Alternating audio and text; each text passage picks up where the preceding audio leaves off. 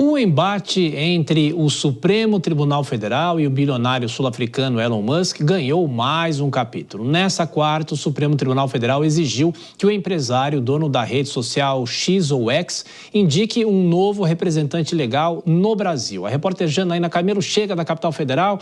A plataforma pode ser suspensa aqui no país? Essa é uma pergunta, Janaína. E o STF determinou quais os bloqueios? Explique então pra gente essa história, a análise jurídica que vai ser feita a partir de agora também. Boa noite para você, Janaína, bem-vinda. Pois é, né, Tiago? Muito boa noite para você, boa noite a todos que nos assistem.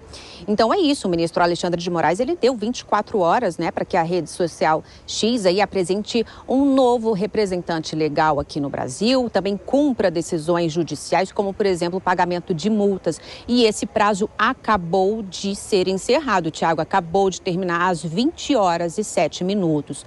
Então, neste momento, esse processo ele está sob sigilo. E aí, nesse momento, a equipe técnica, o setor técnico do Supremo está verificando ali se houve alguma manifestação por parte da empresa. Se não houver, então a pena é estabelecida, que é a suspensão imediata da rede social X aqui no Brasil. E aí, nesse caso, essa determinação ela é repassada para a Anatel, a Agência Nacional de Telecomunicações, que então repassa essa determinação para as empresas operadoras.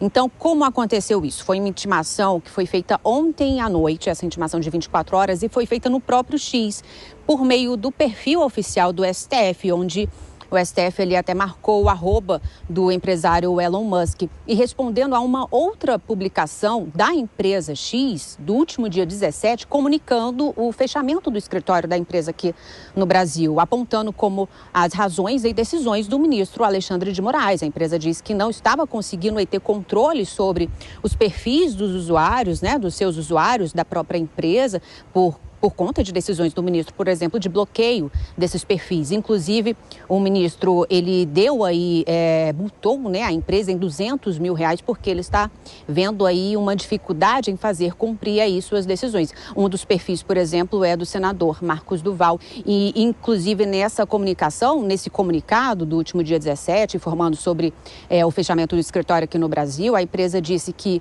o ministro preferiu aí retalhar seus funcionários, porque ele também multou a então representante legal na época do X, pediu também o afastamento dela da empresa, ao invés aí de seguir as leis ou o devido processo legal. Então, na sequência dessa intimação de ontem à noite, Elon Musk ele passou aí a madrugada, à noite, hoje de manhã, fazendo várias críticas a Alexandre de Moraes, inclusive também porque hoje houve uma outra decisão, uma nova decisão dentro desse processo, que foi a suspensão das contas da empresa Starlink, que é uma outra empresa aí do bilionário, do empresário Elon Musk, a holding aqui no Brasil, que ela opera aqui no Brasil desde 2022, num acordo que vence só em 2027, que foi uma negociação que foi feita entre o empresário e o então presidente Jair Bolsonaro na época. E essa suspensão, esse bloqueio das contas por determinação do ministro foi feita exatamente para que seja cumprido o pagamento dessas multas, né? Multa de R$200 mil por dia até que os bloqueios dos perfis fosse feito.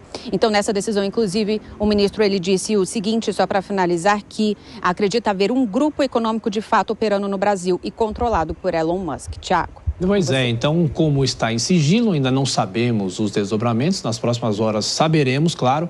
Bom trabalho para você, Janina, até mais tarde.